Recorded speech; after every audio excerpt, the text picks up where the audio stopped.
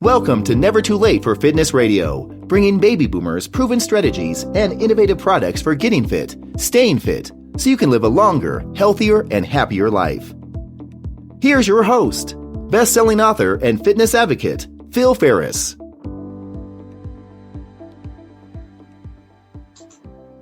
This is Phil Ferris, and welcome to our show. Never Too Late for Fitness Radio provides answers and straight talk about fitness, nutrition, and healthy lifestyles for people over 50. Our goal is to educate and advocate health and fitness strategies that help you to live a longer, healthier, and happier life. My guest today is Doris Lance, an avid hiker and wildflower photographer who happens to be over the age of 75. She's also the author of the book, Botanical Reflections, a book to explore feelings, reduce anxiety, and reconcile emotional conflicts, all through time spent journaling with wildflowers. Doris presents a unique message on health, fitness, and aging. I think you'll appreciate her message to slow down and take things in, not because of age, but because of the wisdom that comes from the experience. Well, Doris, thank you so much for being on the show today. It's my pleasure. Thanks for asking me. Now, your approach to health, fitness, and aging revolves around nature and hiking. How did this approach emerge, and how has it impacted your life? I think it began as a child, actually. I grew up in Western North Carolina. And that's where the Great Smoky Mountains and the Blue Ridge Mountains converge. And it was my incubator, you could say, into finding out all the pleasures and sounds and the animals and the plants and the altitude of what nature had to offer. So I began exploring early. My parents were very supportive. And I began exploring very early, hiking and being outdoors. And it came second nature. Now it's like I only feel comfortable if I can get out in nature a couple of times a week.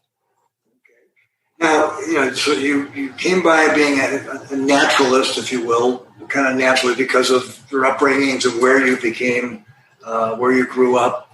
But I think it was in 1999 that you became a hiker. Can you share how you made that decision to make that big trek and what you learned from that first major hike? I'd love to. I could talk about it for hours. I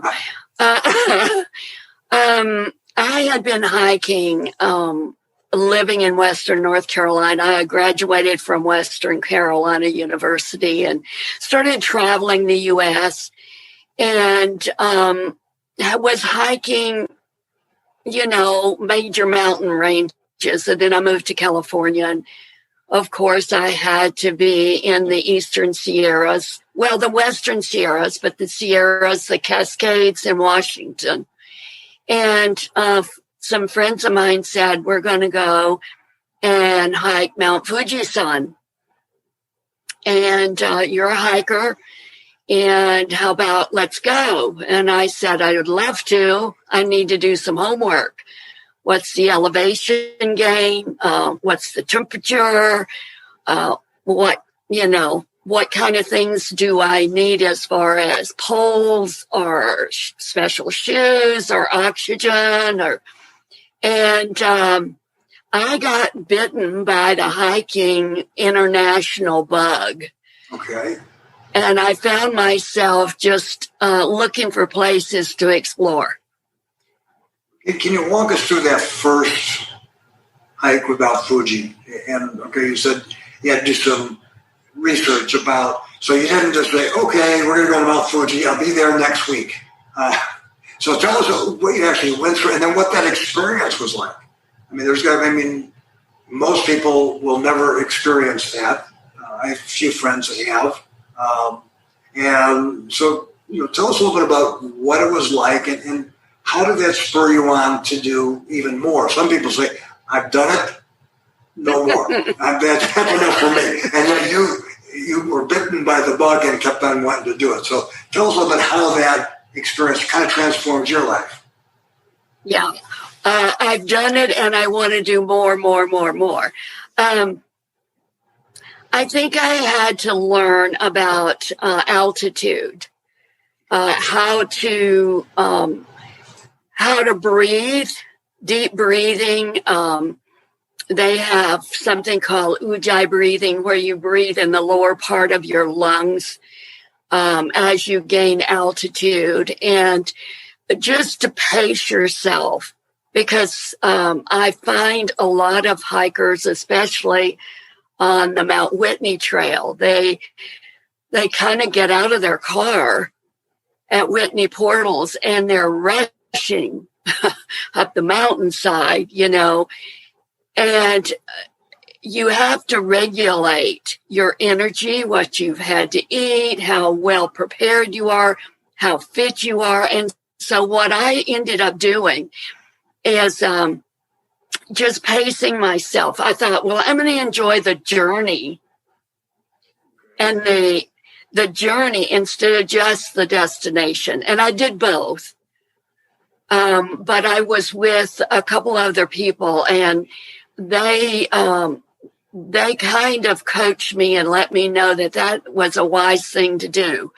And one of them told me the night before to carb load, said load up on carbs. And he was loading up on carbs on the bus to go to the trailhead even. So I learned to pace myself, to really breathe well. And of course, I had the right equipment. And I think one of the greatest things that I enjoy about these treks is the people that I meet along the way. I mean, there was a young boy, maybe 8, at Fujisan, and he passed me. And I'm thinking, okay, is this supposed to be a sign? And then about an hour and a half later, there was an 80-something-year-old man, and he passed me. And they were both Asian. And basically, I found out afterward that some of the locals were telling me it's a rite of passage. They do it every year. So that their body is accustomed and they learn. And I learned a lot about what my body could do, what I need to do to really prepare and to not be so hard on myself when I had to slow down and everyone was passing me. How long did it take you to do the Mount Fujisan? Well, I stopped and started because along the way they have these little huts where you can get your hiking pole or your hiking stick stamped and engraved with the different levels of the hut. But it took me, I think it was 6.5, 7 hours, something like that. And how did you cope with the elevation? You talked about that. How did that affect you, and how did you cope with it? Actually, I was very surprised, Phil. I coped well. And the reason why I think I did is 6 months beforehand, I started going up to 9,000 feet in the Eastern Sierras. And I'd start at like 7,000 feet and go to 9,000 feet. And for about 6 months, once a week, I would go and I think I went to White Mountain at the ancient bristlecone pine forest, and that was 11,000 feet. So I was prepared because I had done that over and over. It's like any sport or anything that you do, any hobby, the more you do, the more you learn and you adjust. And that helped my breathing a lot. I know that many years ago, I did the Pikes Peak ascent. And living in Illinois, it's flat, so there is no chance to do elevation. So we used to do our walks, 3-4 hour walks in the middle of the day when it was hottest, but that didn't really train us for the elevation, because once we got above 11,000 feet, your body responds differently. And I didn't hydrate enough. And so so I got altitude sickness, and there was probably a half-hour period where my body could barely move until I got to the hydration station, and then drank about 3 bottles of Gatorade, and I felt fine. So the challenge of it, the beauty of it, the sense of the camaraderie you get with the people on the trail. What are some of the other benefits that you saw from making, that you get from these, different international hikes that you've been on? Because you've been on many, many others other than Mount Fujisan. So tell us about what are some of the other benefits that you've gotten from them? Well, I think, the list could be long, but one interesting thing is I was photographing wildflowers for my book, Botanical Reflections, and I found that the soil at different elevations, 3,000 feet, 6,000, 9,000, the soil was different. And I was discovering, here I am trekking, and it's taking some energy, and I'm drinking my electrolytes, which is key. And I see these flowers that I haven't seen at lower elevations. And it's like, wow, that must be similar to people who do scuba diving. You just see a whole different environment. And I started photographing these wildflowers. And then when people would see them, that's actually how the book came about, because I was showing my photographs and they said, I've never seen a white columbine. Where did you see that? And they said, we'd seen pink or light pink or whatever. And I said, it was at 10,000 feet. Okay. So the soil was producing a different color, size. And that just was something that I wanted to pursue. I wanted to collect as many photographs as I could and experience it and see it. And as long as I was healthy and could hike or climb, which, I've had setbacks as well. I mean, I've broken bones, and most of that was when I was trying to, scale a wall of rock. But there's something about, it's been proven that endorphins, as you exercise, are produced in the body. And those endorphins help with pain, to mitigate pain. And I find that you just take the time to recoup and then go back at it. Okay. Now, I want to shift from the adventure side of the trekking to kind of the transformative side, from a health, wellness, spirituality basis. What is it about being outdoors that's so calming, and that, you talk about how it reduces stress, and that it calms the mind and the body. Talk a little bit about how that happens, because it's more than just the endorphins of working out. Yes. So tell us a little bit about your experience with how that transformative power of nature has on the body and the mind. I think that is the thing, the new thing, that if people will just open themselves up and do some research. There was a book that I read, The Neuroscience of Meditating in Nature, and it's by John Lane. And when I read about that is where I thought the five senses that we're given can be stimulated, calmed, receive so much in our mental capacity. So I started to do that. And in Japan, they did a 2010 study called forest bathing. And I thought, well, I don't want to use that word because some people can't get to a forest if they live downtown Chicago. Right. So I started using nature bathing.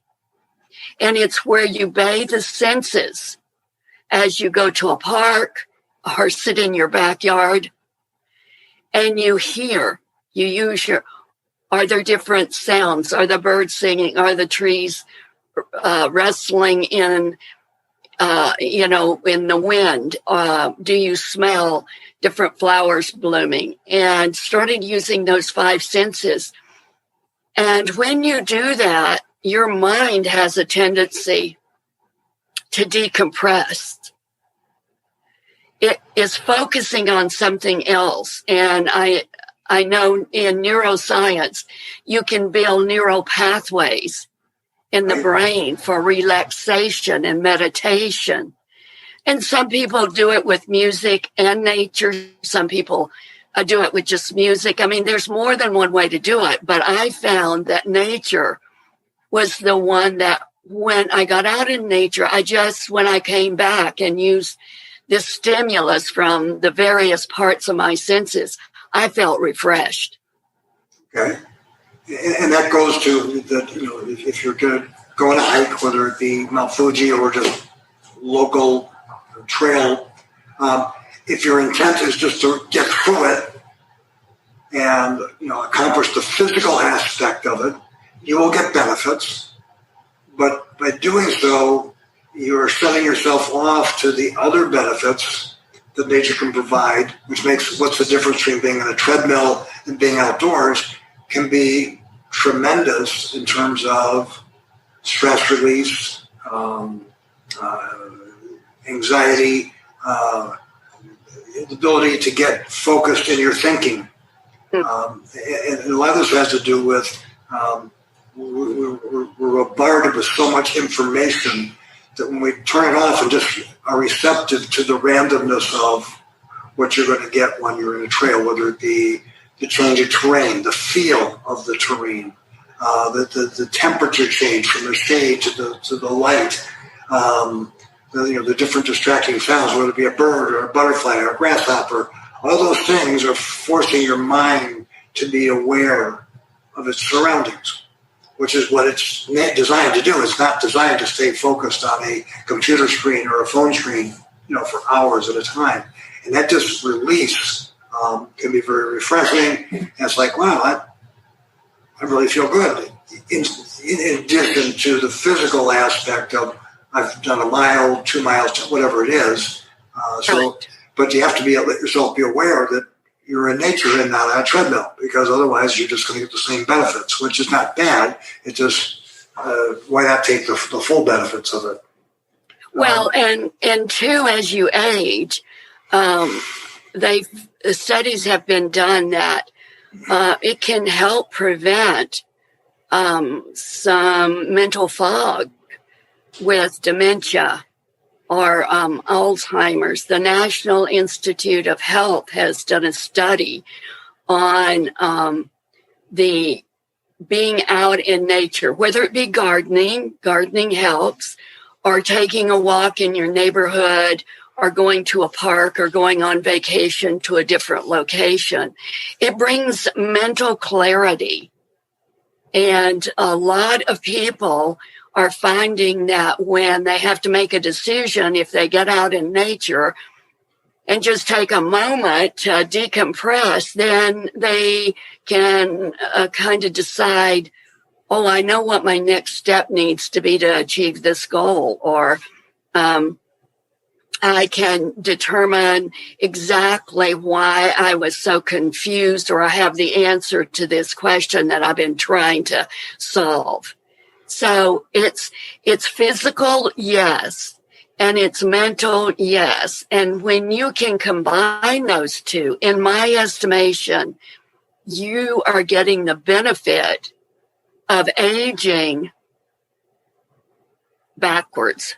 I know there was a book who was the Aging Backwards was written by, I've seen her before on public broadcasting. And I love that she says that aging can be awesome and that death is inevitable, but disease is optional. Right. And so let's talk a little bit about, because you're over 70 years old and still very active. And so what are some of the specific health and fitness benefits you've gotten from your experience with the outdoors, nature, and hiking? Well, I found that motion is lotion for the body. And so I need to move. I can walk in my neighborhood. I can do a hike. I wished I was good at tennis, or I could pick up pickleball, which seems to be a big thing for people over 50 right now. But, choose something you love, because you're going to stick with it and make it a habit if you enjoy it and love it. Okay. And eating small meals. I eat like 5 to 7 small meals a day. I don't eat large meals because I found as I age, what I eat seems to be more important, because if I eat fried foods a lot and those kind of things, all of a sudden they and their friends appear as extra weight on my body. So I'm more conscious about clean food. I mean, I'm not a fanatic, but clean food, smaller meals, and then exercising. They say 10,000 steps a day. I'm not sure I meet those all the time, but I can tell you that the last trek I did over 10 miles was 20 miles in one day. Okay, well, that's, if you haven't done out over a week, I'm sure that... there you go. That's what I thought. Yeah, it's not, it's good to have an average, to shoot for an average. But if you're doing major hikes in between or on weekends, it's a matter of, are you moving enough to keep your body, feeling good?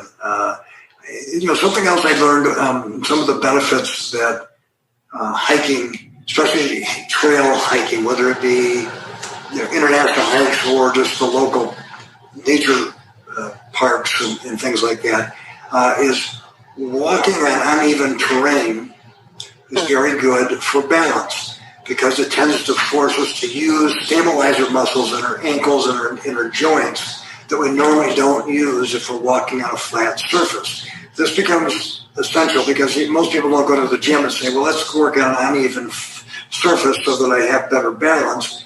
But, one of the major issues with people over 50 is falling.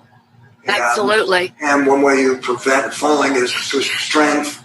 And it's not just the strength of the major muscles, it's also the strengths of the stabilizers that only really get used when you're in uneven surfaces. So now that doesn't mean you go on the most challenging trail, but just any trail that has some uneven forces your body to use that. It also forces your eyes and your social perception to adapt to that environment.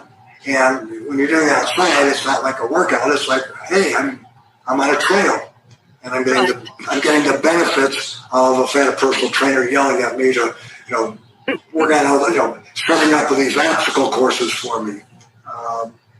And the other thing was the eyesight in terms of taking in,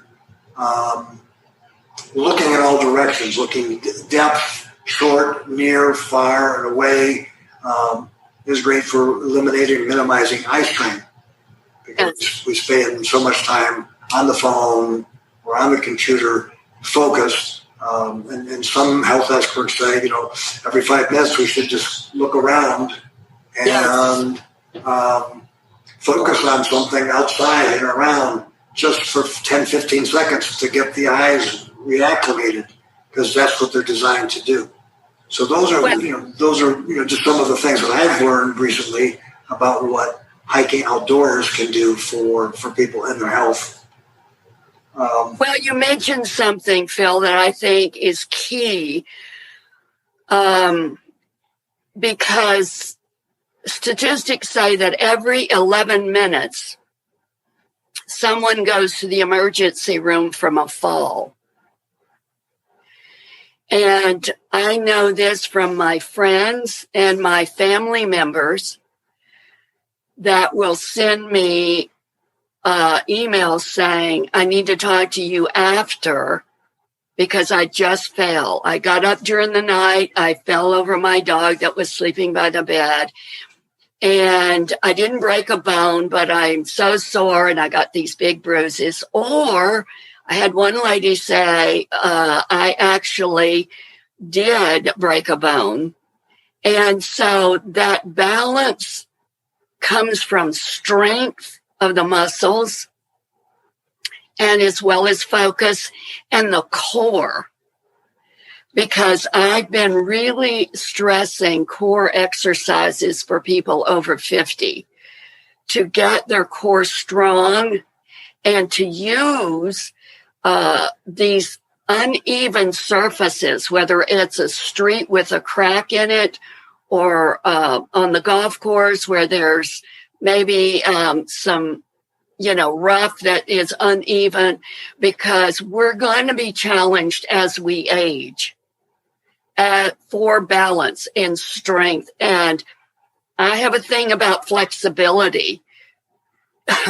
You're as young as your spine is flexible. Okay. So if your spine is not flexible when you go for a fall, the tendency is to break a bone or really injure yourself because you can't move and you can't grab the ground or break your fall in some way. And balance is key. And it's all the brain and the muscles talking together. Right.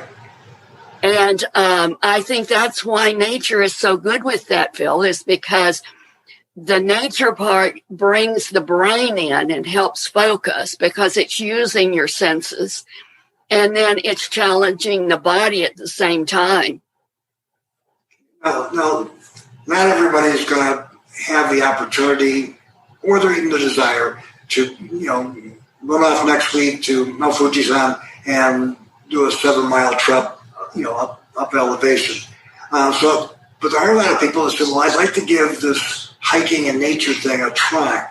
What would be your recommendations for how to get started to get some of the benefits? And again, if you do something and you enjoy it, you'll do it more often.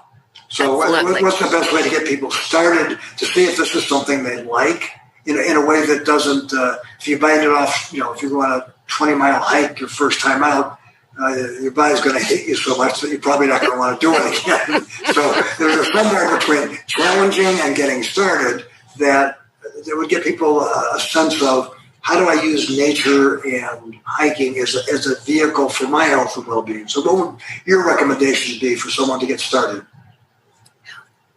I think one of the best things to do is to have a desire to actually eliminate some of the medications you're on, or to become more flexible, or to have clarity if you're really having mind and remembrance problems.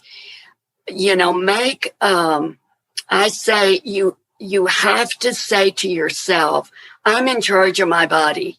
No one else is. Take responsibility of where you are. And I have used people who have knee replacements. It doesn't matter what level of health you're in. Just decide that you want to improve. Take responsibility and then start in your local neighborhood. Go to a local park. If you don't have a local park, go in your neighborhood and walk for 15 minutes, and see how that works. And if you come back, I gave one lady that goal, and she came back and she sent me an email and she says, I am pooped. I can't go any further. And I said, get water, sit down, take a breath, and tell me in 2 hours. And I said, if you're hungry, small meals, protein, see how you feel. She called me in 2 hours and she said, okay, I feel great. So her body had time to process all of that. She got oxygen, fresh oxygen in her blood, and her blood got circulated. Right. So, and that, with that experience, she wanted to continue. And of course you can continue. And if you don't have time one day, do 5 minutes. I mean, I think what it is consistency, from what I've read, has been the key to people who their health has improved and they've lowered their cholesterol medicine or strengthened their heart so that they don't have coronary disease. So I think starting out small and then building upon that. And then the other thing I would say is see if you can find a friend, a neighbor, or a family member to do it with you. Because it's more consistent if you say, oh, I told so-and-so I would meet them at the stop sign, so I better get out there. That level of accountability becomes very, very powerful whenever I've wanted to say, okay, here's a period where I want to be extra focused and I want to put in extra effort. Then I have to add some external pressure on myself. Yes. And it's, accountability to a group. Right now I'm working on with a group and I'm on the green team, so I got to get in there and I got to get my extra credit and markup so I don't let the team down. And that forces me into the habit of doing what I know I should do.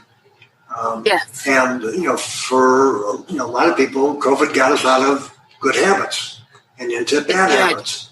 And now it's a matter of how do you replace those bad habits with good habits slowly and consistently. And then as you enjoy things, then you'll do it more. Like as you start with 15 minutes. My wife and I, during the summer and the spring and in the fall, we try and find different parks that we haven't been to and different challenges. Some have real steep hills and some have lots of trees, and we're looking for something we haven't been to. And, let's just try this trail and see what happens. And, and sometimes they say, well, we want to come back to that. And sometimes that was either too easy, too hard, but you're always looking for something rather than I'm just going to walk 3 miles. I want to walk and see something, experience something different.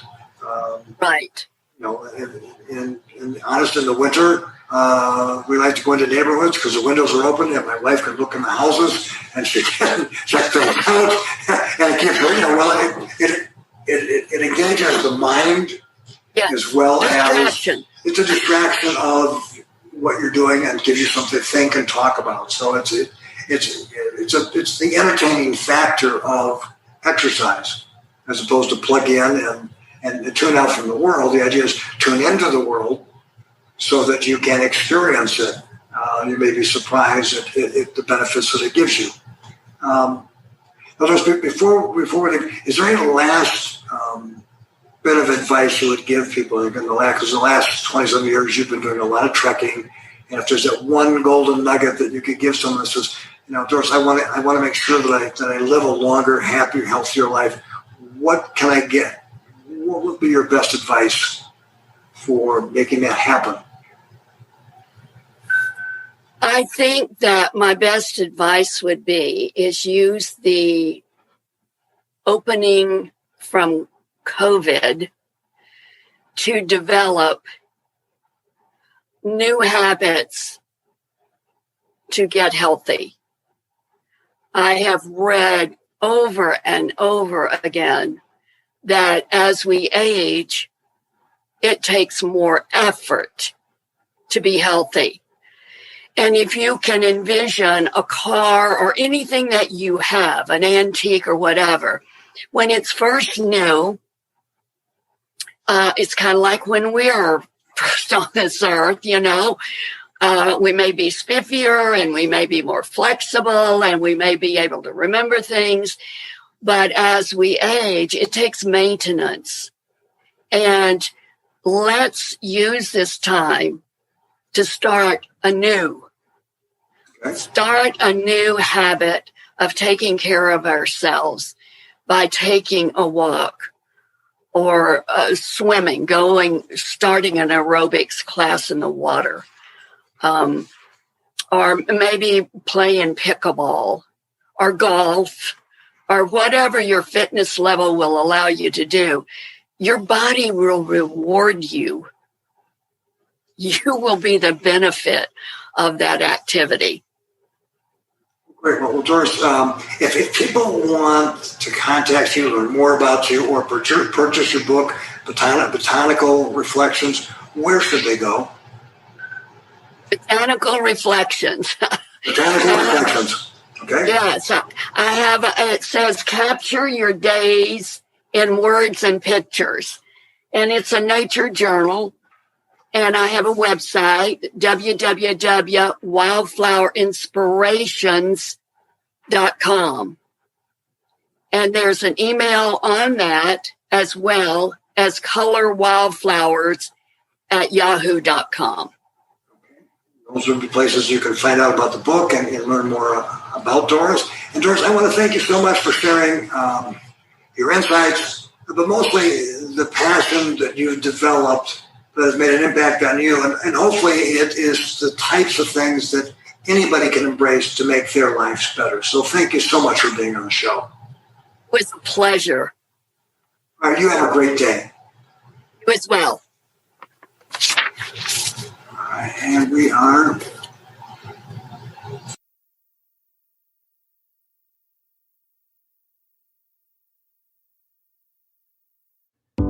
You've been listening to Never Too Late for Fitness Radio, hosted by Phil Ferris. To learn more about the guests or resources on our show today, or to listen to past episodes, go to nevertoolateforfitness.com.